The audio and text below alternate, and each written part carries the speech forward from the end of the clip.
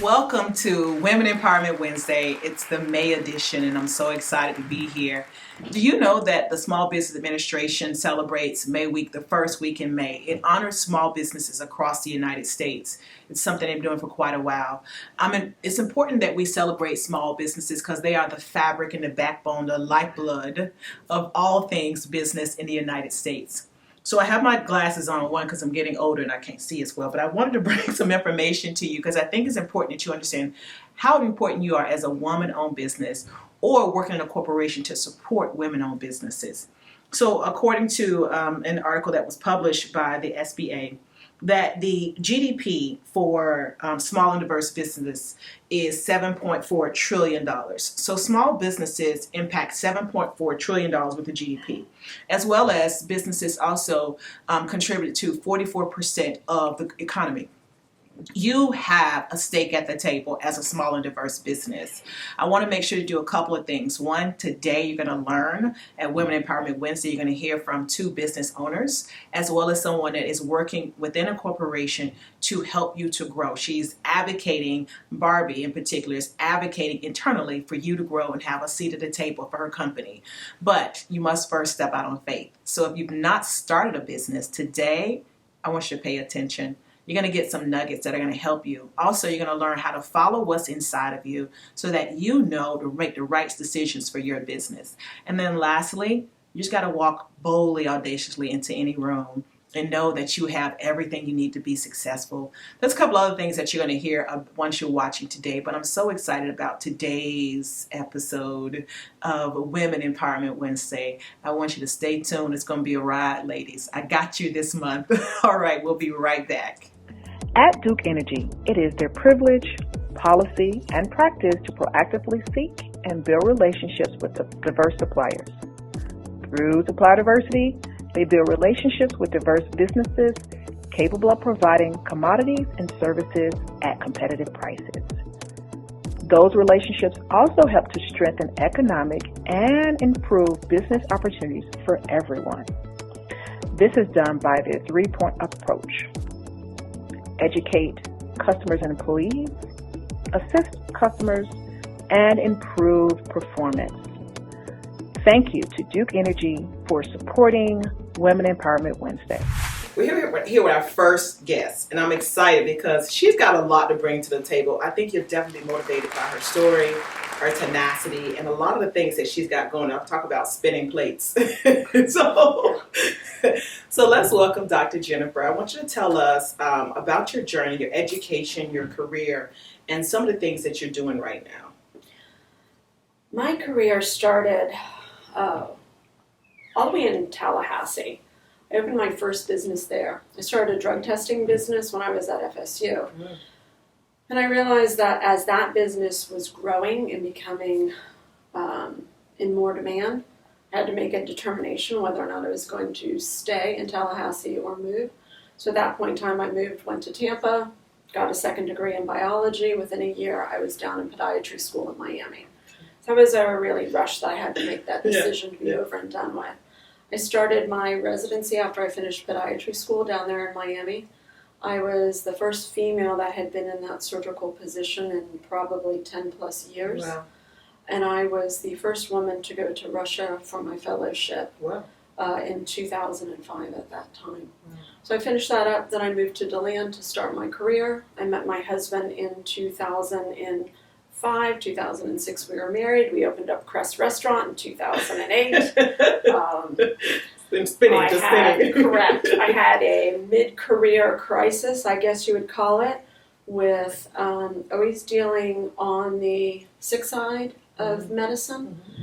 So I flipped my career a few years ago into more of well care and front loading and being more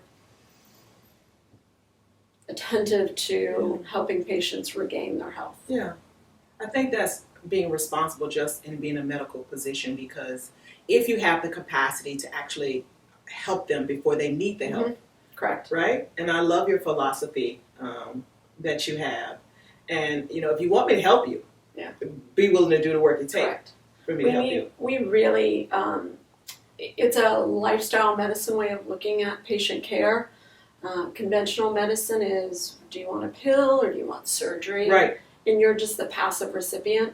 So on my Mhm. side, it's the same thing. It's same evidence base. We still give pills or surgery, but I'm asking you to be a partner in your healthcare. I'm Mhm. asking you to evaluate the problems that you have, and we try to move backwards and we try to work on correcting those problems instead of just saying, oh well, you're here, You're and here. now you have to stay I'm here. gonna patch you up here. Correct. We're trying to get back, and we even try to get things before they start. And that's what I think is important about healthcare. Yeah. If we can move in that direction in general, That's being a real it. practitioner. Yeah. That's the caring part, Yeah. right? Versus just applying medicine, applying a practice. Mhm. Correct. I love that. So you just talked about a lot of different changes and decisions that Yeah. you had to make in your life, right? Absolutely. And I think that when we're talking to the women entrepreneurs or those that are in corporation, it's that moment when you say, I have to make a change right now. Correct. And you said, so there were a couple of times that you had to make some changes, and I want you to pick one and tell me what was it that you felt, okay, this is why I need to make this change. Of course, when you were FSU, you were getting ready to graduate, so you had to go into your major. But even starting a business when you're like a full-fledged business when you're in college was something that I was at FAM. Mhm. I was not thinking about starting a business when I was at FAM. I was thinking about going to school, Yeah. enjoying the school process, and thinking about my major and what I'm going to do when I graduate. Okay. So I think it was forward thinking already just to know Mhm. that I'm going to start a business now while I'm in college. What was it then, or some other decisions that you made that you pivot, right? Mhm. And you said, okay, I have to make this decision now because of what? One of the biggest decisions probably after I got set up and went through podiatry school was determining where my residency was going to be and how I was going to move forward with that. Yeah. Like I said, I ended up being at a surgical residency program that was very male dominated. Mm-hmm. This is a big topic now that we have going on. Yeah. And I did find that I changed a little bit who I was. I modified how I would Mm-hmm. address things or do things in Mhm. order to comply with a predominantly male-driven environment. Yeah. So I did that. Yeah. We don't have kids. Yeah. I never felt I was able to have kids based on career. Mm-hmm. I never felt it really worked well between having a business running that, supporting an entire team and supporting patients, Mhm. and being able to have children. Right. And then when my husband and I got married, we opened up the restaurant. Right. So now we work during the day. And He's I- also a mathematics professor at Stetson University. Yes. So we had day jobs and we went into evening jobs. Yes. So it was like residency nonstop. Yes. Yes. So I think that was a big decision to make. Yeah, that's a big decision to make. Mhm. And that's a tough decision, you know. Mhm. It's something I probably think about oftentimes, you know. But I love what I love is that you made that decision based on what was best for you and your husband, Mhm. and not societal pressures. Correct. And oftentimes women, when they're thinking about going to a business, or you have someone that has an entrepreneur spirit, they will succumb to societal pressures. And I'm glad that you didn't. I'm glad that they see someone and see the success of someone that didn't. The other thing too is that what I'm hearing is that a lot, like even when I went to work for a corporation, I felt like I had to water myself down, water my personality Okay. down, water my femininity down, so that I could fit into a particular role. Because if I was too girly, then Mhm. maybe they wouldn't respect me. I wouldn't Correct. be hard enough. I wouldn't be tough enough. You know, and I was in sales, so we had to get, sometimes we had to move pallets and we had to go into a convenience store and move shelving around. But I always, for a while, until a woman pulled me to the side and she said, "You're a woman." And I was like, "Yes, ma'am." She was like, "Wear some color." I was like, "Yes, ma'am." I was like, because I was in navy blue suits and black suits, pantsuits, and maybe some tan suits every now and then. And I learned to. So the woman that's 46 sitting here would not have had this on at 25, Okay. at 30. Good. Yeah, Good. yeah. I do like that. I like that. That's the way it should be. That's the way it should be. Yeah, I can see that because I was around wearing suits. I still wear dresses, Yes, I love dresses. but I capture a feminine side to it, Yes. and I try to maintain that. I Yeah. think I did lose it, and I do lose it. I lose it when I talk to patients sometimes Yeah. and how I say things Yeah. to them. When we're having a discussion and they say, "Is it okay to call you Jennifer?" And I tell them, No. it's not. It's not.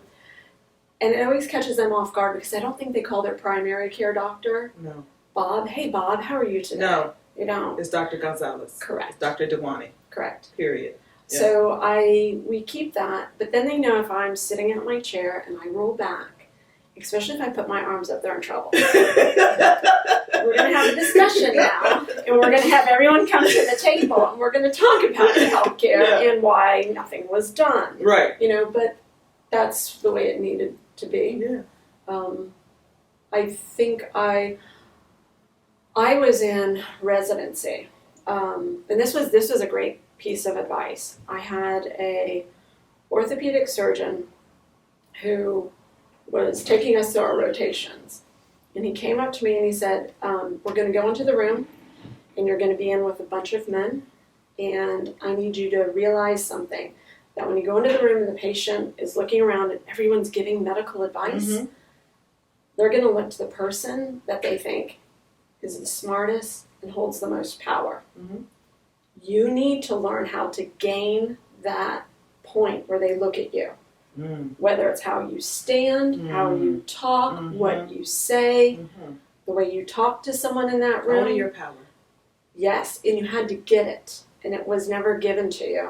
So always, when I was in residency, I had to figure that out. How do I get that in the room? Right. My male colleagues seemed to be gifted with it, but women had to work harder We at it. do. Yeah. So then once you realize you have the ability to get it, then you just start grabbing it at all times. And at all times with everything. Yeah, you do. You own your power. Correct. You find your voice and you own your power. You do. And it's important when you're an entrepreneur, when you own a business, you have to know your power, you have to know your voice. When you're negotiating contracts, when you're hiring your team, when you're training your team, when you are going into consultations, you have to know your power. You have to. Yep. Because one, that's what they're paying you for. They're paying you for your knowledge and for your power. They're trusting you because of your knowledge and your power. But it's something that also, to your point, if you don't project with confidence, you are the source of the knowledge, then they will look for someone else. Yes. And They'll find the other person in the room. they'll find the other person in the room. And you don't want that. All right, let's go to the other questions. So what drove you to be a podiatrist? What drove you to go into this field? Oh, when I was at FSU, I worked for a plastic surgeon. His son was a podiatrist. Okay. I found it fascinating. Yeah. I did not know there was so much controversy around it. It's a touchy subject. Gosh, it is. We have some good changes on the horizon. We always butt heads with orthopedics. So hopefully that will start to calm down a little bit as things move forward. But that helped me make, that made me what I am. Yeah. Made me a little bit stronger. Yeah. So I enjoy doing what I do. I don't do elective surgeries anymore. Okay. I do mostly wound care, amputation prevention, or amputation, like bone infection. I like big, nasty wounds. Get in there and get in the trenches. Correct. Really get That's in there. Okay. So, and the masks have made it difficult because normally we write down when a wound is malodorous and Right. you can't smell anything. Right. I'm like, but I think that smells. I'm sure I'm with the almost pus. sore. Exactly. All right. So, can you speak to the science of how, like, a woman's foot coordinates with other parts of her body? I mean, I was talking to you kind of offline how I had a massage, and the therapist came in and she massaged my feet, and she was telling me about different things that she thought I had been experiencing that were not related to my foot. And I was like, yes. She was like, I can tell. And she was, massaging, and I was like, wow. So people don't really get, and in particular women, we don't get how important, one, our feet are to our just mental and physical health. But also we don't get the science behind it. We just think that we put on these cute heels and my feet only hurt because I had on these high heels. And so if I just put on some flats, I'll be fine. That, it's the easiest thing to fix in my office when someone comes in and I say, well, it's shoes. And for some reason, they don't really want that answer. Yeah. They want an elaborate diagnosis or disease. And I'm like, no, it's shoes and they don't fit you properly. And we'll go through some of the mechanics. I will take off the shoe off their foot, hold it up to the outside of their foot, and show them how they've taken their foot and put it together to slide into those shoes. Mm-hmm. And that ends up causing a lot of problems that we Right. have. I wear high heels. Yes. I like women to wear high heels, Yes. but you can't wear them every day. No. And the best way for me to tell women is when you're wearing your heel, think about how high up you are. When you're wearing your flat, think about the angle of your body. And now just put your heel on and you tilt your body forward. Well, you don't actually tilt forward. Now all of a sudden straighten up. So everything falls out of alignment. Mm.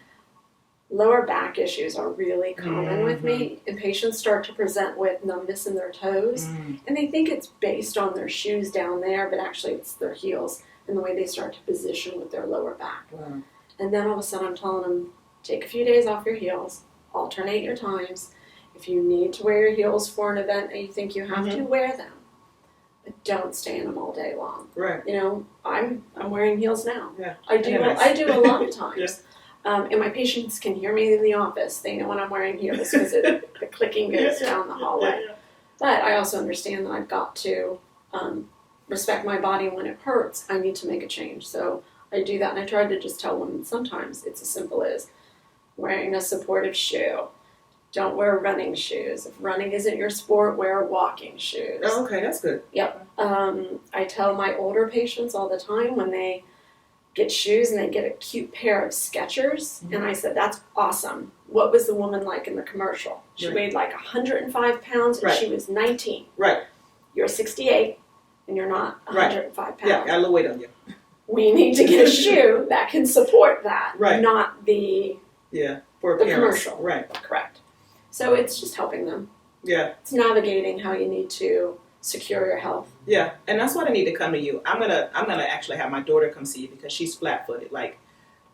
Flat-footed. Yeah. And so, and I have an arch, so I never understood when I never could relate to when she was telling me about like different things with her feet. So I always try to get better shoes. Dr. Scholl's insoles in shoes. But I think it's more now to the point that she needs to see a podiatrist so that we can see, because she plays competitive volleyball. Mhm. And so I'm saying this because it's very important as a mom or a woman that may be flat foot. It's okay to go and take care of that and see what's going on with it Absolutely. and make it important. Yeah. We try to, when I deal with young adults or children, when the parent's there, I listen to them, but I try to tell them to let me just have the conversation. Yeah. Because sometimes they're really surprised what comes out of the conversation when I start asking. So when you play, do you have fatigue? That means, do your legs cramp up on you, or do you have any irritation on the outside? Does anything go on? Do you feel like you need to stop what you're doing? So I start to ask different questions. A parent's perception of pain versus a child's may be completely different. The parent may put a pain scale up at 7, and you really query the child, and they're down to a 3. They have different, and the child notices when they're climbing up and down ladders. That's the most difficult thing. And somebody else thought it was when they were playing or running flat foot. Wow. But it's different. So we really try to make sure when we deal with that we're getting all sides of the story, and we try to understand what was the real chief complaint. Where's the problem? Right. And how do we fix that? How do we improve it? Is it conservative? Is it surgical? Right. Both answers are on the table. And even when we talk about surgical answers, we try to make sure that children have an idea of what we're talking about Yeah, on keep that. them involved from the beginning. That's what you Absolutely. said before, is that we have patient involvement, whether the patient is 15 or Yep. 65. I love it. Okay, well, we talked about the wearing heels long term, and so I know that sometimes, and I'm not going to push a particular brand, but there are certain brands that are made for comfort, and we know them. Would you recommend that even if that women look at purchasing shoes that are made for comfort, that may be stylish but made for comfort? Correct. Okay. So if I tell them what you want to think about is what you're doing the bulk of the day, not I'm going to meet with someone, I'm going to change out my shoes, and I'm going to look pretty when I do that. Yeah. That's fine. But the thing that you're wearing the bulk of the day, what's the workhorse? What are you going to be on? Think about the shoe that you need for that. Always stay with an upper name brand. Mm-hmm. I just list off tons of them to patients. It's not about the final dollar. but those companies have a propensity to put higher quality material into their shoes. They will bottom out less frequently. They'll get a longer return on their investment. Doesn't mean a sale isn't the best place to get that, or on clearance diminishes that. No, it just means that style or that color is not current or not the most current, but it's still a great quality shoe. So that's what we try to get patients to understand, that even if there's price, we can still find some of the retail outlet stores that do clearance or do markdowns, and those are completely acceptable. And we really try to move through components of shoes that they need to think about, whether I don't want them in a heel, whether I don't want a lot of toe box action, whether I want that midfoot to have a lot of control. We show them how they get in there and they feel their shoes, and how they go at the end of the day, so they're the most swollen when they go in. So again, they're not squishing their foot and sticking it in the shoe. And if, when you go and shop, you put that shoe on. Remember when you were little and your parents told you were just breaking them in? Yes. And your toes would get warm? Yeah, they didn't fit. That's a shoe that doesn't fit. That's what you're not supposed to do. You can just wear them. It's hurting right now, but if you wear them, stretch them out. You just got to stretch them out. Like you got to stretch this leather shoe out. Yeah, your body's not supposed to be a stretch. Leather shoe out. You want the shoe to actually fit when you get it. So that's the advantages of being an adult, that you can actually go in and be like, I'm going to get a shoe that fits me. I got this. And I don't have to break it in. I don't have to put hot water on it, or maybe warm it up in the oven, like some of my patients say they're doing that, just stretch the leather. Correct. Socks to stretch them out, big ones, a couple pair. Just buy the shoe that fits. You know, that's a good point, that we as women will go and find a shoe, and I'm not going to talk about Donisha in the back, she's a shoe girl, but we will go and find a shoe, and when we're in the store and we try on the shoe and it's hurting, we'll go, I'll get used to it. You know, it's like, if it's hurting when you just tried on in the store, it's not your shoe. And it can look fabulous. It can look so cute. But it wasn't your shoe. It wasn't meant for your foot. But you only get that when I think you get closer to your 40s. Because in my 20s and my 30s, I was like, it hurt, but I'm going to be so cute. I'm going to be so fabulous. Like, so what I'm going to do is I'm going to wear this shoe inside where I'm going, whether it's the store, the club, whatever, church, wherever. I'm going to wear the shoe inside, and I'm going to sit down immediately. And then as soon as I get back out of the place, the joint, right, I'm going to my car and have my flats. And then they create these flats that you can roll up and put in your purse. So as soon as I left the door, I was trying to take the shoe off and put the flats on. You know that shoe doesn't really fit. I still have a few pair. I still have a few pair of super white, thin, strappy sandals by a really high-end. I got 2 of them by high-end designers.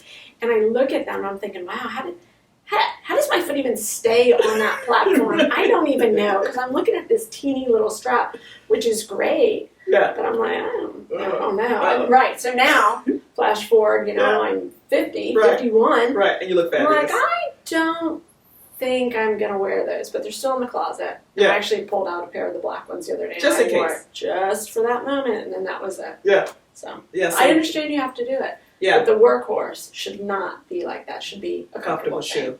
Got it. Okay. Like even in the restaurant. Definitely if you stand on your feet walking around all day. But I did it in heels, and I always paid for it. So it was learning how to balance out, again, that lower back, that position. When you're pounding in heels, you have to come down and give yourself a break in flats.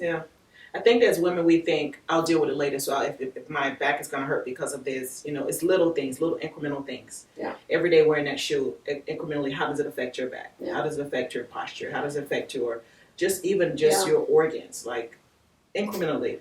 So, flashing forward to a few years ago, about 4 years ago, I took the move to lifestyle medicine, and I realized how much I was not taking care of myself in general. So now I get on a routine. I do have my watch that tracks my sleep. I lecture on sleep and wound care. I lecture on exercise and wound care. I exercise on podiatry and exercise and lifestyle medicine and wellness and sleep and positive emotion. And decrease. Positive energy. Correct. Positive emotions really big. Connectivity, decreased stress. All those contribute to your health. So I get up in the morning, I had my 7 hours of sleep before I came. Good. I wear my mask when I go to bed. I stay on a routine. I get my sleep. When people say they don't have time for sleep, I'm like, well, you just increased your all-cause mortality for death by saying that. So it's your most regenerative time to Sleep is rebalance. Correct. I think we've negated it for so long, and it really has taken us down. So now when we start to refocus it, when you get it, then you don't give it up. Yeah. Get up in the morning, my breakfast is huge. It's almost about a 3.5-4 pound breakfast. Wow. Where did you put it? So I'm also vegan for the Okay. last 4 years. Okay. I've been vegetarian since I was 21. Okay. So I moved to being more plant-based, about 80% vegan now. Okay. But it's a huge breakfast, and that will sustain me almost all the way to 3 or 4 o'clock in the afternoon before I start to think I might be hungry. And that was really important. I had to learn that. In health-wise, it's really great because I get to help patients out with saying, they're like, oh, I don't really feel like breakfast. Well, yeah, your body really needs it, and Yeah. that's a really good time for it. And then while breakfast is cooking, I do yoga. Wow. So I work on rebalancing my body, whether it's I'm going to do strength or I'm going to do flexibility. That's what I learned. I get the power back Yeah, you get the power back. in my life, and that was real important. What I love to hear is that you do something every day, Yeah. purposefully, Mhm. to pour into you. Mindfulness with yoga. Yeah, intentional. Mhm. And the thing too is that I think as women who have businesses or work for corporation, who have kids, or just say, I just don't have time. Well, you're right. You're cutting away time of your life. Mhm. You're cutting off time on the back end. Correct.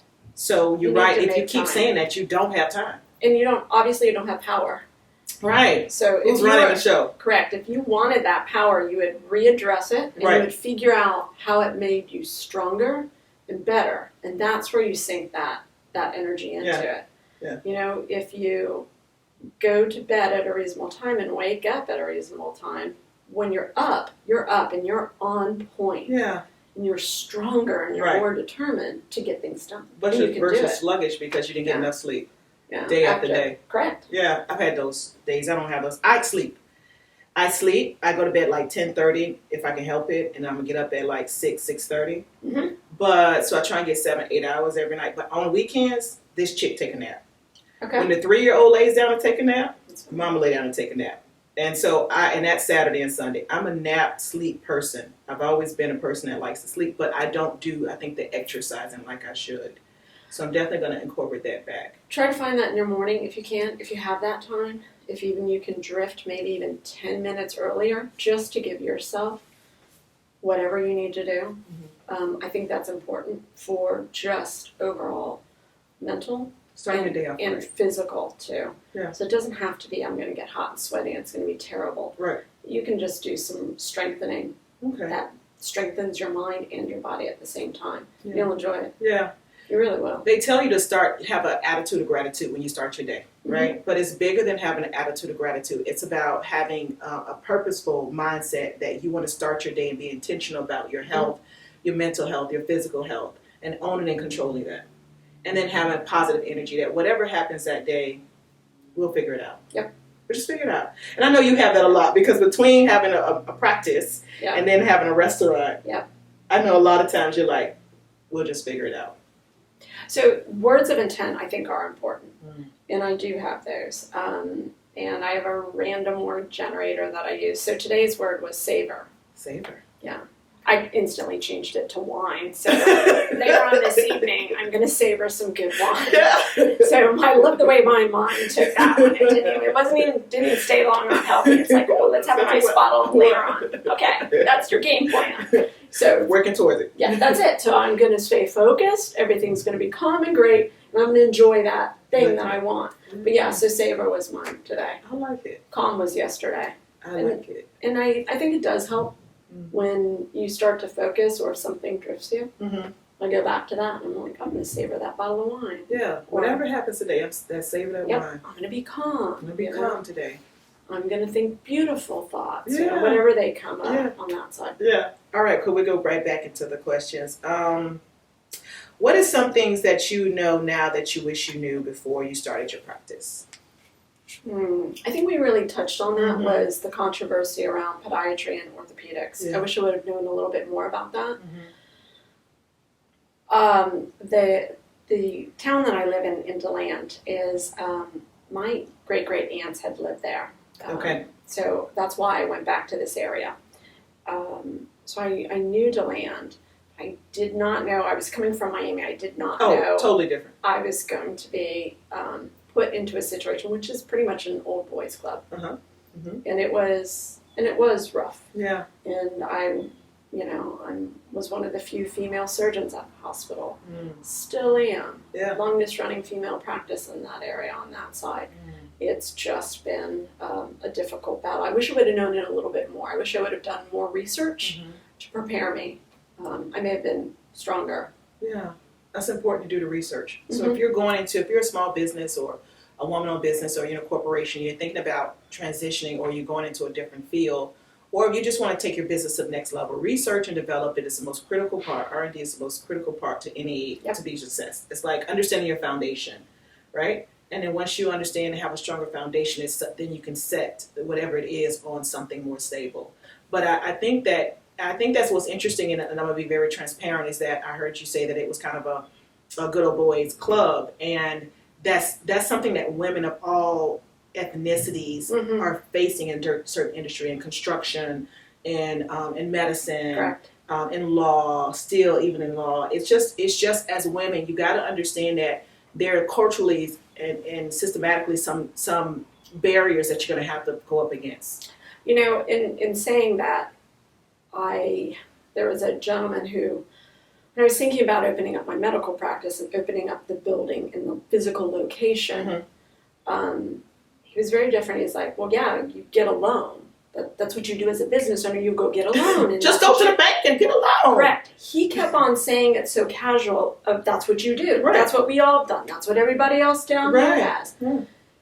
It helped because it made me think that was normal. That's what you do. You go and you take out a $500,000 loan, and this You just is tell normal. me, it's Bob.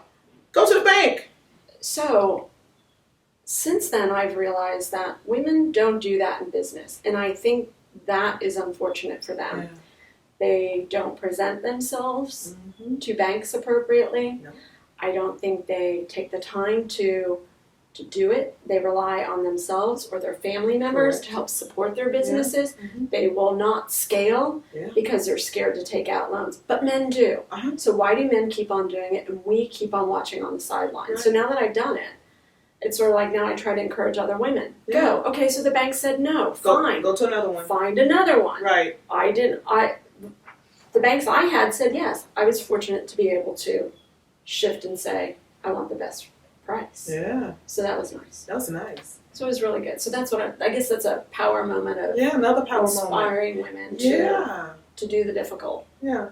And we look and to study their model. Mhm. Study how the men are doing it. Correct. And then tweak it and do it your way. Mhm. But when, what we think sometimes is when we have the men go out and we're watching them, we think only they can do it. And only they can do it that way. And I love, no, we can do it different. We can. We can do it with like some makeup on and some heels and Correct. cute, fabulous dress and A great bottle of wine. a great bottle of wine at Crest Restaurant. All right, well, it's been a pleasure speaking with you. Thank you so much. It's been great Yeah. for Women Empowerment Wednesday. Look Wow. at you. Yes.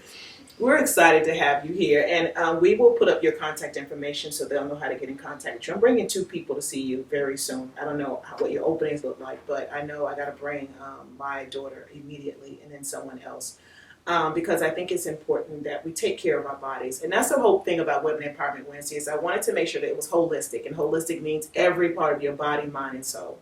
So I'm excited that you were here today. You gave some really good nuggets. Thank you for having me. All right, cool. Nuggets of knowledge. Nuggets of knowledge that you can savor over some wine later today. On Wednesday. On Wednesday. All right, so we're going to go into our next commercial break, which is sponsored by D Perfect Touch Weddings and Events. We'll be right back. D Perfect Touch Weddings and Events is proud to present the Perfect Pop-Up Wedding Collection. Do you dream about an easygoing small wedding? A step above a standard elopement or courthouse wedding, pop-up weddings are budget-friendly, generally spontaneous, and less stressful to plan. Our team will organize all things ceremony. Your pop-up wedding will include a licensed officiant to oversee your ceremony, including when to exchange rings and vows. A florist will provide your personal flowers, including your bridal bouquet, and timeless, beautiful decor to define your altar. A saxophonist will entertain your guests upon arrival to get friends and family in a soulful mood. A beautiful serenade while you walk down the aisle and after your sealed kiss. A photographer will capture still images of your most treasured moments, while the videographer will prepare an emotional highlight film that will tell your love story of your wedding day from start to finish. Your pictures and video will be the closest thing you have to reliving your wedding day. You will toast to forever with champagne and have a sweet, sweet ending with a wedding cake. More importantly, you will have a licensed and insured wedding coordinator from D Perfect Touch Weddings and Events to oversee vendor logistics and the entire experience. Do you happen to need a venue? We can assist with that too. Our all-inclusive pop-up wedding collection allows you to float 11 stories above the city streets in downtown at the Balcony, Orlando. This venue offers your guests a view of Lake Eola and surrounding skylines. You simply will be responsible for what you wear and who you want to be there. Contact us today to schedule a consultation and learn more about our pop-up wedding collection.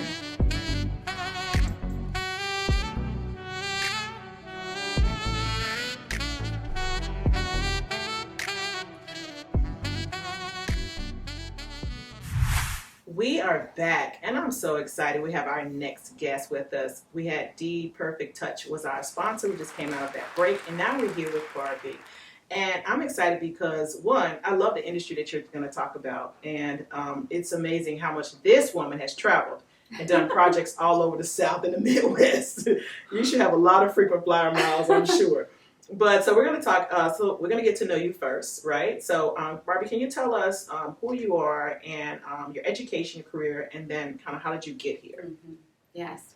So Barbie Shalmo. I currently am with the CNS companies. I am associate director in our planning group, and I lead our land use and economics team. Which is wonderful and powerful. It is. It is. And it has been quite a journey. Not where I would have imagined I would be, but I'm thankful to be here. So the group that I work with now is the result of the education and just opportunities and taking those. But I'll start. So I grew up in the South. I grew up in Tennessee. Mm-hmm. And I was dead set on getting out of there. But there were other purposes there, and I ended up staying and going to the University of Tennessee at Chattanooga. So a small school that I thought, no, this isn't for me. But through that, they had this amazing honors program that I would not have really looked at had it not been for a teacher who really encouraged me to look at that. And that really set this course for me of getting to know who I was, what my strengths were, and taking advantage of the opportunities that God put in front of me. Mm-hmm. That small program really, the professors there really wanted to get to know their students and help them figure out who are you, where do you want to go? Yeah.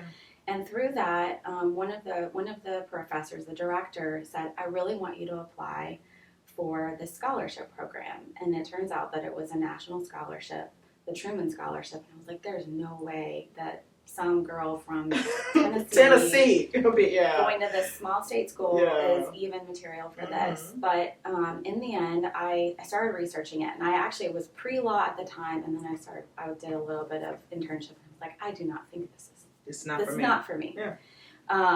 But through that, I found urban planning. And that opened doors for me that I didn't know were there. And I was like, you know what? Growing up in Chattanooga, they had this whole redevelopment happening downtown. It had been once the dirtiest city in the country. And then all of a sudden, there was all this work that was changing the whole environment. And I was like, whatever this is, I want to be a part of that. So through this program, I got to explore city and regional planning. I put in my application, and amazingly, I did receive the scholarship, which just gave me this opportunity to explore where I wanted to go. Now, by the time I got done with undergrad, I was like, I need a break. I was always very dedicated, and I needed a break. And I got married, and I wanted to like just be like a normal married person, and like have a job, go home, put the dishes in the dishwasher. So I did that, and then 3 years later, decided, okay, it's time to go back to school. And again, I thought, no, I'm going to go to I'm going to go all the way across the country. My husband and I were ready to do that, but things just started happening where I had actually signed the papers to go to Los Angeles, and I just felt like, and my husband too, like something's not right about this. So in the end, we prayed about it. We took it to our family, and I called back the University of North Carolina. I had turned them down, and I was like, things have changed for me. I'm sure you've probably given away everything you offered me. But even if you have, I would like to come there. Please. And amazingly, they said we can put that back together. Within 24 hours, they extended the offer again, and I went there. And I am so thankful that I did that. It opened my eyes to. I went in thinking I would work in housing. Did some of that, and that was good, but also got into working in the business school and learned more about land use, learned more about what it takes to get a real estate deal done.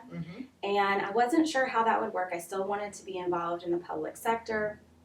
And so through all that, so next after I graduated, my husband wanted to go to grad school. So we debated about places to go. Teamwork makes the dream work. It does. And we ended up here in Orlando for him to go to seminary. Of course, I came out of grad school in 2008, and then we had that big bubble burst. And so took a position with a real estate economics firm. Did not know what I was getting into. But through that, I was able to learn a lot and then get involved with airports, which I'd never thought about how airports function as small cities. Yeah, they are. How, I just thought about an airport as, well, it's got a building that you get on an airplane and you go. And it has some pavement that you take off on. I never thought about how all of that functions, not just within the airport itself, but outside of the airport, how it plays a role in the community. So through all of that, and then changed companies quite a few years back, really came to specialize in helping airports and other institutions too about what to do with land. Airports and ports, Airports, ports, some hospitals, and some cities and municipalities too. But really, what do we do with land, and how do we think holistically about it? Not just about, it's very important where you put the runways. That's the critical thing about airports, of course. But how do we think about how to use the land that's a benefit to the airport for bringing in revenue? But how do we think about it in using that as part of the community? How do we build that economic development factor? How do we strengthen the community benefit? And there are times where I think this work is crazy. Why am I in this? But then there are other times, especially when I get to work with airports, when I'm working with the community, the intersection of economic development, working in communities that may be disadvantaged, and just feeling like, okay, I get all exactly, and I see all these parts happening, which I think is one of the benefits of my degree, and embracing who I am, and then get to pull all that together, and there have been bumps, certainly, and times that I've doubted that this is where I should be. But I'm thankful for the role that I have and being able to help think through what are our communities going to look like long term. What do they need? Yes. I love in your story as I was listening, and I'm always listening to pull out things, right? Because I think sometimes when our audience are listening, it's layers of information, right? So one of the things that I heard you say was that when you were thinking about who you were, you was like, but I'm from Tennessee. I'm just a girl from Tennessee, right? But oftentimes we are the first people to doubt who we are and what God has for us. Yes. Whether it's the location, because oftentimes I say I'm just a little girl from Bradenton, Florida, a little colored girl from Bradenton, Florida, a little chocolate girl from Bradenton, Florida, and but why not me, right? And then too, also trusting your instincts when you're making decisions. Yes. So yes, going out and getting, praying over it, getting support or, feedback from other people, but trusting your gut. Because you and your husband say, but it just doesn't feel right. And I can't tell you what right is. Yes. It's just not right. Yes. And so a lot of times as a business owner, as an entrepreneur, or when you're working for a corporation, there's going to be times that people are going to ask you to do things or you're going to have to make decisions. And it's just not going to feel right. Right. It's not going to be that it's tangible right or intangible right. It just doesn't feel right. Yes, absolutely. And you have to yield to that. You do. Because it could change drastically the way your life goes. Yes. And in that moment, it would have changed your life drastically. Absolutely. I think about that sometimes. Like, if we had not listened in that moment and stopped and said, wait a second, where are we going? I think about, what if we had moved to California? My life would be completely different. I wouldn't have the 2 children that I have. Yeah. And actually, several years ago, I had the opportunity to take another role. And my company has been really family friendly. And actually, I wasn't sure I wanted kids for a long time, and then when I got to the place where I was like, no, I think I do. My husband also had gone through, he's also a therapist and had done a lot of work on his own story. And we both realized, okay, I think this is what we need to do. Again, listening and saying, like, this isn't what we had planned. He had done youth ministry for years, and we're like, those are our kids. Yeah. And I see what they turn into. I'm not so sure. And I was the oldest. Pray over them. Yes. But some of them. And I was the oldest of 4. Like, I know that was probably the best deterrent for birth control ever, is having a baby sister that you're like, they're up all night. So keep crying for no reason. So listening, and you're right, that was really powerful. So several years ago, I had the opportunity to take a different role. But my company, when I had my son, I started thinking about it, and I was like, you know what? I think I want to step back from, because it's not a 40-hour-a-week job. No. It's a lot. Right. And I think I want to step back, and my company offers an opportunity to be less than 40 hours. So I took that, and I thought through it, and I was like, this is what I want. These are one of my values, is that I really want to be, I want to be hands-on with my son and my children, but I also want to honor that this is going to be an exhausting part of life. Yeah. So I stepped back, and there have been times that I've gone back to 40 hours through a rough project, but then many times I've thought, oh, what will people think of me? I don't, I don't work. Self-doubt again. Yes, that I work less than 40 hours a week. Try to, and what will people think of me? But then I've had to stop and think, no, this is what I made. I had to listen and had to make this decision for what is right for me. It does not come without its challenges. Right. And sometimes I have doubts of, like, am I doing the right thing? Right.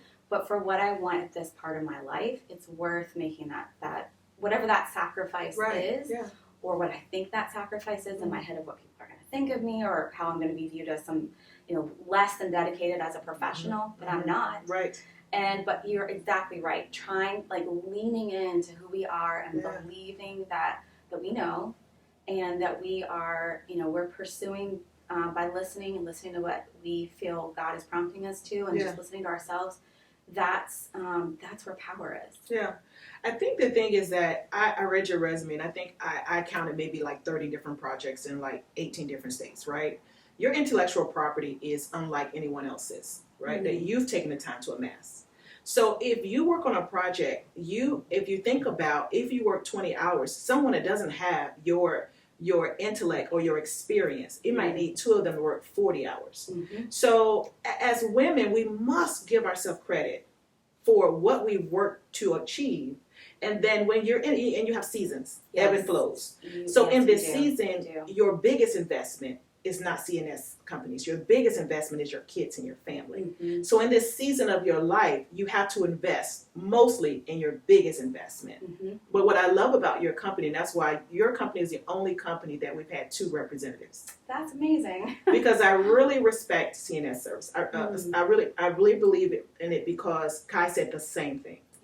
And when you have a company, if you work for a corporation, make sure that you're working so that corporation understands and support the women in the company, right? Because we have to do a little bit more sometimes, and that's okay, but we need to be supported. Mhm. It's not that we're doing less, we're doing actually more. We just need to be supported. Yes.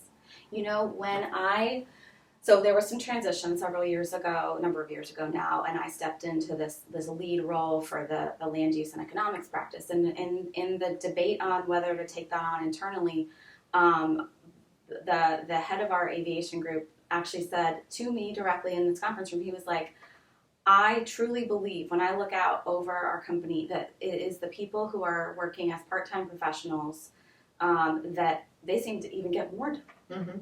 And I knew that I could trust that was, you know, we have men who are doing the same thing, which is the other thing that I love. This is not just I love that it's available for women. I love that it's available for everybody. Yes. And it's also, it kind of destigmatizes it too, because we have men who go in and out of that as well. Yeah. And there's a lot of fluidity and flexibility. But and Kai and I have talked about this of like, just the flexibility to bring what you have where you are in that season of life. Yeah, in that season of life. I'm thankful for that. Yeah, it's a blessing. All right, so we'll go into, we talked about some of the obstacles, but you're in a male-dominated industry, Yes. right? Yes. So, Yes. yeah, construction, engineering, all of that, you Yeah. know, is aviation, is heavily male-dominated. Mhm. So we had previously, Dr. Jennifer who came in and she talked about going to residency school and it was all men. And so one of the things that was said to her, and it was something that said to me, and I know it's been said to you, is when you walk in the room, you must own the room. Mm-hmm. You must own the room in the sense that you respect they respect you, but you respect yourself and you present yourself as a knowledgeable person. Yes. So tell me about some obstacles that you faced in a male-dominated role, because we have women that are watching all over the world Yes. who may be interested in either construction or just in any industry, and it's male-dominated. Yes. So. Yes. So that's a perfect lead in that. So yes, you're told, like, when you walk into a meeting, you know, either be the first to speak or the last to speak or get yourself out there. But you also get all these conflicting messages too, especially early on, either, you know, if you're young or you're entering a new place or a new stage of your career where it's like, well, you know, don't say too much and wait and, you know, see if others are saying that and, you know, be likable and don't be too aggressive, all that. So early on, actually in my first job, which was a great nonprofit, but I was told by some others, like, look, you have a lot of great ideas just being right out of college, but if you want to get any of those accomplished, you need to make the boss think that those are his ideas. Mm-hmm. And so I did want to see things accomplished. Mm-hmm. I had some good ideas, and so I tried, and then I learned that, wow, if I want to see these things accomplished, and I don't want to have an ego about it. Right. But then I kind of adopted this mindset that I had to get out of, which was giving away ideas and giving other people credit. And I have no problem giving other people credit. Right. It's just that became like, oh no, that's how as a woman you get things accomplished. Mm-hmm. And it took a while breaking that cycle and that mindset to say, when I come in, I do have valid ideas. I can put them out there. And then, you know, being told, well, you should have more confidence. Wait, you just told me. Too much confidence is arrogant. Right. Too much confidence. But now I need to have more confidence. It's like, wait, turn left, go right. Yes, exactly. Yeah. And so most of what I have learned, and I'm still learning, is really leaning into what feels right for me, for who I am. Yeah. Sometimes I feel like talking a lot. Other times I want to take in the room and listen. But what I've noticed is that it's about, some of it's how you sit, some of it is looking at people in the eye, some of it is also the cadence of like taking a deep breath, and when I have something to say, speaking up, being firm, also welcoming people in, but at the same time saying, this is what I see, and letting that sit sometimes. Now, sometimes you say something and then somebody else says that, and somehow they get credit for it. And I've also had to learn to take that deep breath. That's okay too. But it's been, you know, it's a push-pull, I feel like. I'm thankful for a place where I do feel that we welcome a lot of different opinions. But honestly, taking that deep breath and then sometimes I feel this eagerness to say something and thinking too, like, sometimes I want to just jump in, and sometimes I do, and then other times saying like, okay, what's the right time, and then go. Right. And then asserting, letting, not having to prove myself, but letting all that, like you said, all that I know is there. I'm It's a deep there. well. Right. Yeah. Everybody's a deep well. Yeah. But saying like, I want to invite questions and comments, putting enough out there that I can then follow up on. Yeah, I love it. A deep well. Deep I like well. it. I like that. I did not. I will say I did not invent that. A very wise woman told me that. Yeah, well, we'll give her credit. Very wise woman, giving you credit. Yes. What are some things that your company is doing to be a servant to women-owned business, the women-owned business community in particular? Yes. Well, we really take that seriously, and just having Kai as part of our team is a blessing, and I would say one of the best decisions. But we really do look to see how we can bring along women-owned firms when we are arranging teams, when we get requests in. Just recently, we said, this isn't something that feels right for us to take on. Who can we refer this to? Right. And that first call was to a woman-owned firm. And now, I will say in our planning group, while I'm in a male-dominated industry, our planning group is there's a lot of women in our planning group, which is great because that has really created a shift for us. Yeah. But we have incredible people in that group. So we really are thinking about how do we mentor from a business perspective? How do we help advance skills and open doors, bring in, create leads, create those contact points so that we're helping women grow. And then the other piece too is that we also really encourage our teams to be involved in organizations that support women, professional organizations especially, and creating internships, creating other opportunities where we can then bring women alongside, and especially women-owned businesses to create just introductions and opportunities. Yeah, I love that your company looks at how they can holistically help women business owners and women in within your company. Yes. So I know that you have women's groups because at one point Kai was like, I think I'm going to have you come in and talk to the women that we have internally. So you're grooming women internally. Yes. At the same time, looking for opportunities to grow women-owned businesses. Yes. And I think that is something that a lot of companies are not doing. A couple of years ago, a group of women groups got together and said, how can we be supporting and bringing along other women in the company? We started the CNS Women's Network. And that, I think, has just, exactly as you said, and as Kai had mentioned previously, that really created a foundation for advancing not just the women in our company, but others that we're working with in partnership. Yeah, I love that. What are 2 industry updates or trends that women-owned businesses should be aware of? Yes. And you're probably seeing this too. So we do, our company does quite a bit of work that we have, to do public meetings and public engagement and stakeholder engagement. And we do quite a bit of work that involves, of course, the federal government with the FAA. One thing that I've been hearing and noticing, especially through this COVID period, of course, everything switched to virtual. But one thing I've noticed and heard also from the FAA even is that they've been really interested to see that they feel that they're getting more public participation. Excuse me. And I think we are seeing that too in a way that because it's more accessible for people. You don't have to find somebody to watch your kids so you can go to this important meeting. Right. If you're an older person and you're not comfortable getting out, or it's late at night or later at night, there is more accessibility that way.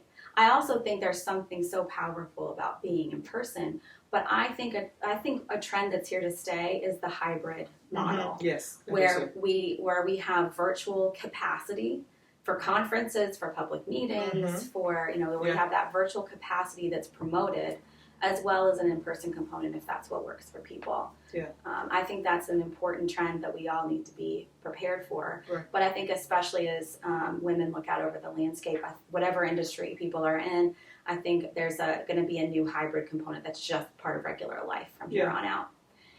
The other thing, and I'm sure your listeners are seeing this too, and maybe they're involved in this, is that there's really a lot of opportunity for people to move around right now in the industry, and there's also it's difficult to find staffing, or that's what I'm hearing from our teams. Yeah. That's what I'm hearing from others in the industry of like finding finding skilled professionals. But I think the encouraging thing too in that is that we have shifted paradigms now with remote work. Yeah. And so I think there's going to be a lot of opportunity for people to work with companies in locations and places that they may not have thought of before, because we can do this remotely. Yeah. Yes. Yeah. You can get more experience, and to your point, there's been a shortage of skilled labor, but it has now transitioned to a shortage of professional skilled labor as well. Yes. And I think that for women business owners, I want you to pay attention to what she said, is that when you're planning your business, when you're doing your strategic planning, you're looking at your business plan, looking at your 1 year, 2 year, 4 year, 5 year goals, it must include providing services and even services and products that can be done, more services can be done virtually or quasi-virtual and in person. Yes. Like your business model and all of those things really should be focused on having both of those options. Yes. Yeah, and providing services that you can do that. Yes. Absolutely. And I think those remote options for employees too. Yeah. Well, thank you so much for coming in. I've enjoyed speaking with you. You are doing an amazing thing, and to have 2 kids. I have an amazing partner. Yeah. He's amazing. Yeah, how old are the kids? They are 6 and 3. Oh, good ages. Yes. Yeah, well, they can tell you how they feel, but really don't understand how they feel. You're working on that. Yeah, I will say it's helpful to have my husband is a therapist, and that is very so helpful. you can talk through your feelings. Yes, that's very helpful, and he's amazing, and that's really he's been so supportive. Yeah. So you are a living example for those women that are watching that it can be done. You can have the career, you can have the kids, you can have the spouse. You just have to do it in seasons, important to seasons, and adjust and go at what feels right with your house. Right. Not with what the world thinks, but what goes on, and be okay with it. That is the tough part. Yeah. Yes. Being okay with it. Yes. Yeah. And those trade-offs, and Those knowing trade-offs. that I really do believe that what is intended for us will come. Yeah, I love that. What will be, will be. Yeah. I'm so thankful to have been here today. I'm thankful that you're here too, because you don't know it's a ministry, right? And so you really are freeing someone. You're freeing someone. And when we free someone, we free ourselves. Right. Yeah. So that laundry that's on my couch, it was well with my soul when I left my house today. Mine is in the recliner. Okay. It's clean, but it's It there. is clean. You just have to dig through it to Right. find what you're going to wear today. Right. And that's fine.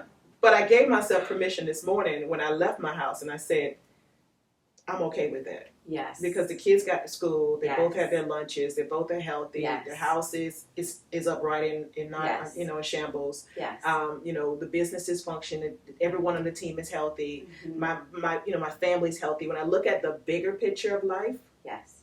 that laundry is so far down on the list Not an essential. at all. It's not. We had one speaker before, and I'm gonna wrap it up. We had one speaker talk about women, and laundry was a big issue, because laundry is a big issue when you're an entrepreneur, own a business, or you're working in a corporation. Laundry is that's your Achilles tendon. Okay, just know that. And she said, Alinda Howard, and she said, a woman told her one time, just go buy more underwear. And, and she said it was so profound, and when she said it, the whole team, when we were filming, we were like, yeah. Right. She said, because most times that's what you need. You have a lot of clothes, you have a lot of pants and shirts and dresses. Most times you're going to do laundry because you've run out of underwear. Just go buy more That is underwear. wisdom. I was like, I'm going to Walmart. I'm getting some packs. Going to Victoria's Secret. We're getting packs and packs of underwear, because you can go longer. I love it. So I'm gonna give that to you. My gift to you is buy more underwear. Thank you. That I will take that. Yeah. So it was given to me. I don't own that. I can't take credit for that. I So love that we're bringing in the wisdom we've been given from other women. that's the Yes. whole point of Women Empowerment It Wednesdays, to share. It is. So sharing is caring. So thank you so much, Barbie, for coming today. Thank you for your company, for allowing 2 of your most talented women to come and grace us, and we really appreciate it. We're going to wrap it up now. We're going to go into our next commercial break, which is Women Empowerment Wednesday highlights. We thank you again for participating. Do you have any final words? I'm just thankful to be here, and I know that when we rise and bring others with us, we are all stronger for it. And I'm just thankful for your ministry too. Oh, thank you so much. Yes. All right, cool. Good vibes, love it. All right, so we'll be right back. In the last 28 days, Women Empowerment Wednesday has engaged over 330 women and has reached over 7,500 women in 3 countries and over 10 cities in the United States. Cheers to Women Empowerment! Women Empowerment Wednesday is a high-energy live show designed for all women business owners, executives, and working-class professional women.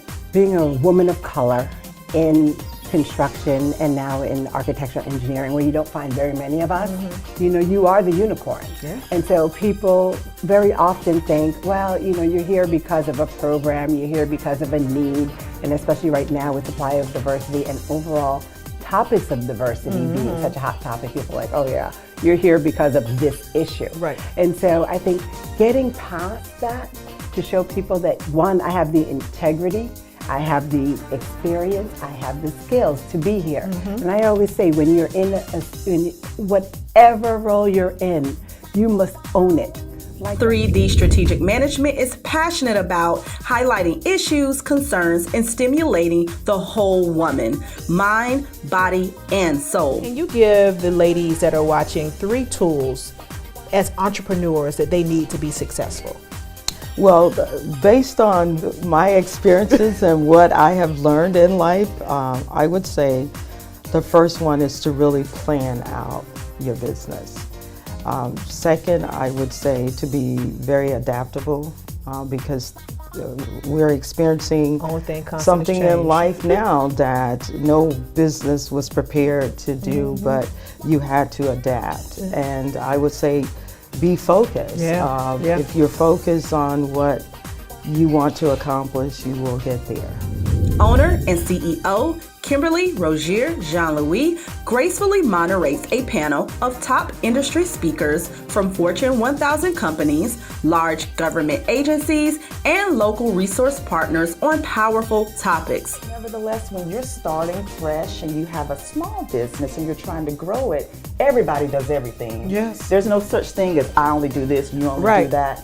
You have to wear a lot of hats. You have to roll up your sleeves and be willing to do whatever it takes to get the job done. Good morning. I'm Kai Marion. I'm with CNS Companies. I am happy to be here for Women Empowerment Wednesdays.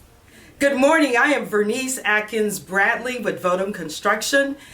It's Women Empowerment Wednesday, and I want to encourage you to join the movement. Welcome to Women Empowerment Wednesdays. My name is Tanisha Nunn Gary, and I am proud to be part of the 2020 December Women Empowerment Wednesdays. It is December, and it's been a whole year of Women Empowerment Wednesday, and I couldn't be more grateful. Thank you for joining the movement. If you haven't joined the movement, join it. Stay connected via our website at www.3dstrategicmanagement.com and share our social media pages to empower another woman to learn how to develop the best entrepreneur her.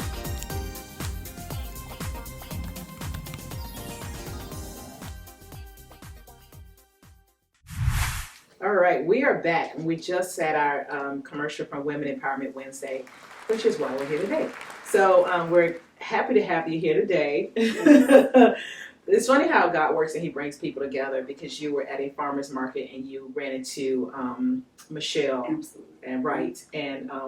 Mimi Sugar Scrub, and then she told you about 3D Strategic Management, our coaching services. And so you came on as a client, and we've been working through. I'm so grateful. We've been working through the coaching service, but and I really believe in when you're working with someone, if they have a value add, you should both kind of just be working to help each other, right? Yes. So let's talk about you. Let's talk about and then your company. So let's get started, right? So tell us about who you are and how did you get here? Well, my name is Kendra Pearson, and I am the owner of Speak Life Virtually. And let's say that. Okay. Speak Life Virtually is an administrative virtual assistant business. And I started it in 2000. I began the journey in 2019. Yep. and launched in 2020. Yeah. Like pre-pandemic, pre-COVID, Yeah. like right on the cusp It was of needed. madness. Yes, so it was needed for sure. So yeah, and how did I get here? Like Yeah. as in with you? So how did you get here as far as like how did you decide to start this particular business, doing administrative assistant? Okay, great question. Yeah. Do people tell you that? Great question. But I started my business really October 2019, and I shared this with you privately, Yes. and I shared it everywhere. Coming to a theater near you. But I shared that I was literally on my way to church on the corner of 434, 436 at a stoplight, and I felt that I needed to start my virtual assistant business. It's like God spoke to my heart because I literally felt I heard the words, you need to start your virtual assistant business. I had no clue what being a virtual assistant was. And I said, So I wrote it down. And when I got home, I looked it up right away. And I realized that a lot of things that a virtual assistant offers, I know how to do. And I've always been a real big volunteer. I love volunteering. I love giving back. I love helping others. And so it was like being able to marry the two things I like to do. My love of giving back to the community, and then also my expertise of like 20 years of administrative service, being able just to bring that together and do two things I really like to do. Yeah. You know how they say you find something you do what you love. Right. And it helps me because I love helping people. Yeah. And if I help you to by taking those administrative tasks out of your way, Yeah, you can focus on then some yeah, other you things. can focus on being greater. Not Yeah. that you're not great Yeah. as a person, Yeah. as a business owner, Yeah. but that business owner can go out and do more. Right. Whether it's grab more time with their kids, Yeah. their family, or be able to meet that next client. Yeah, I love it. I really believe that God will make sure that your passion is for His purpose. Yes. Right? Absolutely. It makes room for His purpose. It does. And the things that you have done in your life, things that you love to do, it is what you're supposed to do. Right. So let's talk about what you're doing. Tell us what is a virtual assistant? Like, what are some of the services that you provide? So a virtual assistant is, man, there's so many things a virtual assistant is. Yeah. Just depending on who you speak to, because every virtual assistant you speak to will tell you something different, because it's really based off of my expertise, their expertise. Correct. You have someone that may be good with social media, someone that's good with digital work or website development, and so that's the beauty of it, is because I can take the things that I'm good at, the administrative stuff. I can go and enter some data for you. I can type up that document or recreate that form for you. And then I can go all the way over based on my expertise and also help with that CRM, which is for, in layman's terms, the customer relationship management systems. Right. I love systems. They excite me. Yeah. But and I love learning. So it's like, so that's what I do. Yeah. Like, I assist you with implementing those systems. I assist you with returning that email because you're out after that next important client. But guess what? You also recognize the importance of responding to your current, also equally important client. Right. And so I can help you do that. So Yeah. just be an extra arm and maybe a couple of legs for you. Yeah, I love it. I love it. Yes. So, what makes your company different than maybe some other virtual assistant companies out there? What makes my company different is me. True. Yes. I'm the secret sauce. Okay. Come through, and you should know that about yourself. Anybody own a business or running a company or working for a Yes. company, you are the secret sauce. I love it. Yeah, so with me, and I'm a people person. I love people. I love connecting to people, which has helped me a lot. I am a leader, natural born leader, I believe. That's my personal opinion.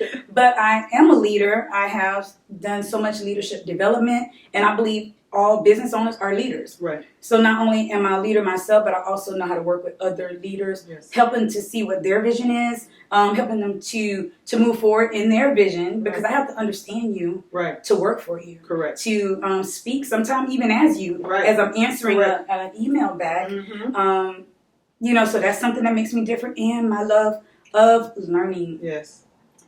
I don't believe, I know they say robots gonna take over, but I don't believe that there's a system that could that can outwit me right now. Like, I'm going to find the answer. And if I can't find it, it's because it hasn't been developed yet. All right now. That's what I love that. But yeah, so that and I think too the great thing about your company is that you because you are here in the United States, you're able to provide services real time. Yeah. And you can connect with resources a person would need because you are here and because you understand what someone who has a business in the United States needs. That is true. Yeah, because I know some of them are outsourced to other countries. They do. They outsource to other countries.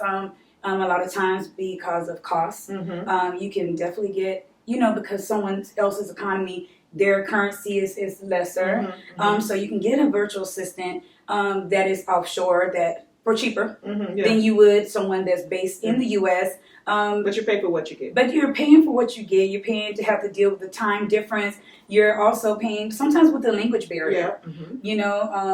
I'm going to say cheese because that's the first word that came to my mind. But cheese for you may not mean cheese for me, Correct. And just being able to say if I'm asking you something for you to grasp what I'm saying, not saying everyone. Right. Because it doesn't mean everyone in total, but it does mean that you do get a little bit something more when you are dealing with someone that already knows and understands what someone based in America can do. Yeah, so it makes it a little different. So when companies are looking to hire a virtual assistant, what should they know? First, know what you want. But seriously, I joke a lot, as you guys know. It's okay. Life is short. I do. I joke a lot. Yeah, I love laughing. But seriously, for a business owner to really seriously understand their need, because as I mentioned before, virtual assistants, man, there are so many different kinds. And then if you know you need more than one type of help or, one more, need area help in more than one area is what I was trying to say, then it definitely makes it easier for you to find who you really need and to be able to provide them with the scope of work. Because sometimes I get approached or I have talks and someone they understand they need help, but they don't know how. Yeah. They're like, I need help, but I have to figure out where I need help at. Right. Another thing I would like to tell the business owner that's looking for a virtual assistant is be prepared to take a little time. The good thing about a virtual assistant is a lot of time when you get them, you're choosing them because of their expertise. Correct. So the learning gap, the training is shorter because if you need someone that does data entry on Word and that's my specialty, I'm already equipped to do that. I just need to know your system. Correct. But you also need to not be so busy because it's the mentality of it's quicker if I do it myself, which is true. It is quicker if you do it yourself as a business owner. But guess what? That means it'll always be you doing it. And the goal is for me to take your hands off, even if I have to pry them. Let me do this so then the next time it's not you needing to, you're like, hey, can you just do this for me? Right. Oh, hey, I need another one of those sent out because you've taken the extra 5 minutes to show me, to help me to get the understanding of exactly what you want, and then you can be free to go. Yeah. That's our goal. Our job as virtual assistants is to free up the time of the business owner. Right. I love that, and I think that's even in a virtual assistant in life. When you own a business, anybody you hire, whether it's a virtual assistant or not, you got to trust that they know what they're doing. Yes. You got to trust their mindset and their experience. Hey, that's part of recording. That's part of life. Those things happen. But so we are you probably heard of fire truck. So I pray for whoever they had to call that for. But this is life, and we keep it moving. So the thing that I was saying was that when you are in life and you're trying to hire someone, you have to hire someone that you can train. Yes. And you have to allow them to do it. And if you're going to turn around and do it, then what was the point of hiring that person to do it? I can say just in my walk, I started out initially like I do everything. And I was here 14 hours a day, 6 days a week. I was probably very just not nice and tired. Eventually, as we were doing things, and there was that training piece, which is important. Show them how you want it to be done, right? And then have some checks and balances, and then relax. So even with Women Empowerment Wednesday, the first taping, I think, or the first time we did it, I was so mmicro in control. Like I was like, ain't no micro control. And now I walk in, I'm like, okay, where do I sit? Who has my coffee? They're like, she's a diva now. And I'm like, I'm not a diva. It's just I learned that, the production team can do production and the food can do food. And I don't have to park cars and I don't have to, do all these different things. And so as a business owner, as an entrepreneur, you have to, one, take the time to figure out what you need. Yes. If you sit down, and even talking to her, she probably can walk you through what you need, or a business coach can walk you through what you need, right? But figure out what you need. Where are you spending the most times that you don't need to spend the time to do? That may not be in the core of the services that you provide. So say, for instance, if you are a construction company, focus on going out and getting those contracts, focus on developing relationships, focus on those. But if you need someone to put together information in your CRM, then she's a person for you. If you need someone to follow up on email or correspondence, that's the person for you. If you go to events and you meet people and you want to follow up with a personalized message, this is a person for you because you can be going and doing something else. So be very strategic about your time because that's the thing that you cannot control. When you own a business, you cannot control time. It is going to keep going on its own time, own schedule. It'll be gone before you know it. The other thing why it's important to have a virtual assistant, and we're all learning this, is that the more you grow, the more you take on contracts or responsibilities as your company grows, you're going to cut your production time in half if you don't get the support you need to do some things. Your business will stifle. Because it's very simple. It's simple math. If one person's doing the work and you get more work, then you're not going to be productive. But if you have two people, you can do more work. You can do more work. Absolutely. Amen to the person in the back. So it's important that you trust your virtual assistant, but you have to, one, find the right person for you. Yes. Then two, train them.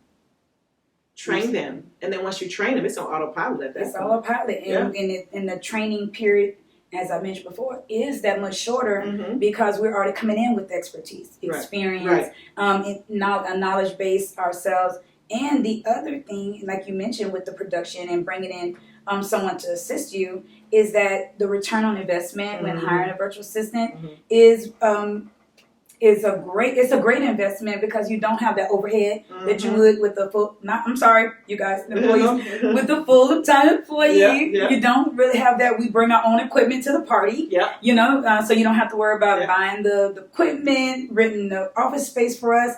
We're virtual. A lot of us. We can make office visits, that kind of thing. So it does give you a great return on investment in that regard. You're saving on taxes because a lot of us are 1099. Subcontractors. So you don't have to get the workers' comp and all those things. No vacation days, but I will take them if you offer them. I'm just saying. But yeah, so that is an option, especially as you're growing your business. It's one thing to be established, but as you're growing and you're saying, okay, I really need help, but I can't afford to bring it on a full-time or part-time employee because of the taxes, because of the workman's comp and the vacation time, then a virtual assistant is a great alternative. That's all I'm saying. I'm not trying to take nobody's job. No. Not today. Not today. No, it's okay. So, let's get into the trenches of the services you provide. So let's talk about those. Okay, so with me, as I mentioned, I have been doing administrative work for over 20 years. And so I've gone from everything from answering phones, which I do not do as a virtual assistant. Hey, that's what you don't Praise him. Yeah, and that's a great thing because I could choose what I do and don't want to do as a job. But the services that I currently offer, they range from something as simple as creating or recreating a document for you, which can be time consuming depending on the complexity of that document, data entry, as we mentioned before, responding to emails for you, bookkeeping for you, not only entering information into your CRM or some other systems, but also helping to customize that system. There's great systems out there, and a lot of them are customizable where you can go in as an admin and add fields, take fields away, creating reports. And I even go as far as event planning, doing day of services, showing up for your event, making sure everything is running the way it should, looking at things from a logistics standpoint, so that as you're creating this event, you're able to get another outside look, because I'm looking at everything to be able to see exactly how well this event can run. Is the person coming in this door, is it the right thing to do? Should they be going through another door? So just a plethora of options, because every business owner I've encountered, even though they have a lot of similarities, a lot of them have different needs. And so my job is to help you in any way that I can. So let's talk about helping. Can you give me an example of a time or situation where you save the client time or resources on a project or a task? Every day. No. I believe it. I believe it. I mean, what a virtual assistant that's our whole mission. Yeah. Or that should be our whole mission. it If should you're doing things for the right reason, if you're really looking to help your client, yes, and just a specific case in point, I had a client that life happened to, and they just had a family emergency. It took them out of the loop for like a couple of weeks, but that means they had a couple of weeks worth of appointments and different things that were due. They were in the middle of planning an event, and and I was able to step in along with some other. They had more team, but we were able to come together and get those appointments rescheduled and reach out to those clients, because that is important. And that in itself was able to take a lot of pressure off of my client, so that they was able to focus on their family. They need that. And so a lot of times as entrepreneurs, you have so much going on and it's all on you. And if you don't have anybody, life happens to us all. And so instead of just dropping the ball and saying, because family matters, it's more important. So you're like, okay, love you, client, but my family comes first. But when you have someone in your corner that you can say, life just happened to me, and I need to be with my family, and for someone to have been trained and understand your business and know what needs to be done, and that means they may have to pull on you every now and again, but for them to just be able to say, nope, say no more. I'm just going to go ahead and I'm going to call these people, and I'm going to text them, I'm going to email them, and I'm going to reschedule or just let them know, so that you don't have to focus on that. And that's what it's all about, is really saving my client time, making time for them, giving them their time back, so that when life happens, they're not by themselves. They are not feeling like they have to push through, because they can have the time to be weak and vulnerable, because they need that. And they have somebody that's supporting them in the midst of that. They can hold them up. Looking out for them. I love it, because it's someone that's looking out for your best interest, and someone that once you train is there to support you when anything happens, including life. And so being able to have that comfort, almost like an insurance as well.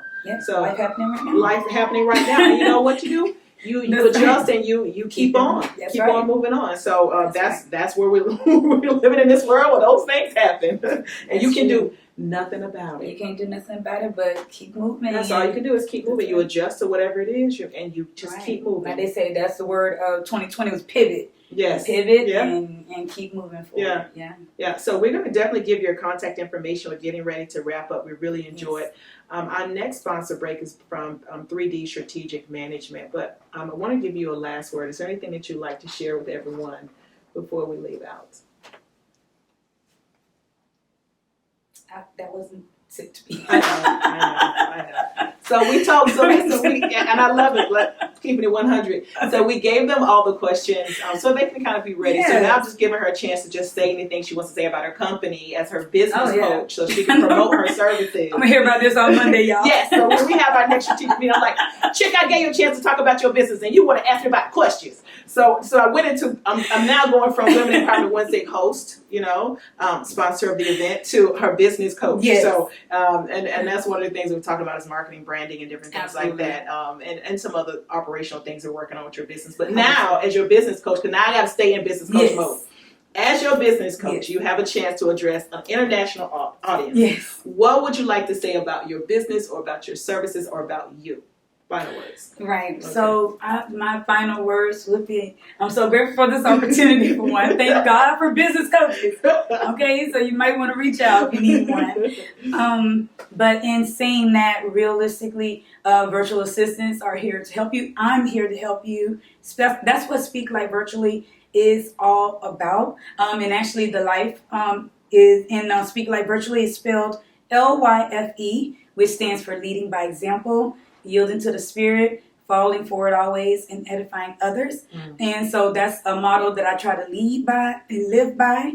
And I also try to speak life into the businesses of my clients and as I help them. And my motto for my business is, we sweat the small stuff so you don't have to.